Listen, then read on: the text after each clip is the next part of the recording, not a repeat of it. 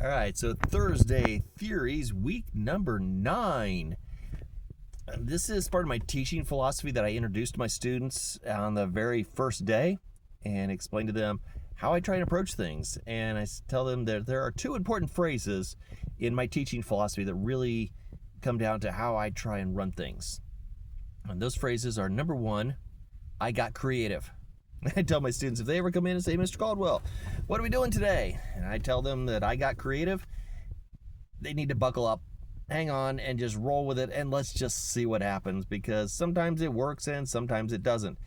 But my goal is to constantly be trying new things, to see what works, but also trying to find ways to make what we talk about in class applicable to them, make it applicable to real life and useful for them in that. So yeah, I get creative sometimes, and they get used to that phrase. The other one, though, is at the other end of a project. And that is, well, it seemed like a good idea at the time. And it kind of shocks students that I'm willing to admit I got it wrong.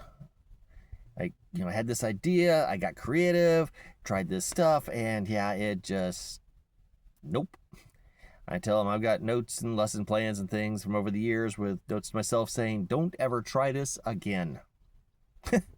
And it's good to keep those things that didn't work well, so I know when I look back for ideas and try and get some inspiration to know that I got creative, but it wasn't the best idea in there. But then sometimes I will look at them and try and figure out why in the world they didn't work. Is there a way to modify it? And honestly, I also tell my students with this that one of the best things that's ever happened is students coming to me and telling me, hey, we think it's an interesting idea, but what if you tried this? Could we do it differently next time? And really, I think some of the projects that I've done and some of the things that helped shape me of who I am as a teacher has come from students being able to give critiques to me because they know that I will listen. Because they know that as a teacher, I'm willing to take risks and I'm willing to admit that I'm wrong. And so with that also means that I've got to be willing to take the feedback. And when that happens, you get a very unique dynamic in the classroom where they start to look forward to some stuff, but they're also very forgiving when things don't go well. And they understand you tried and it didn't always work. So get creative.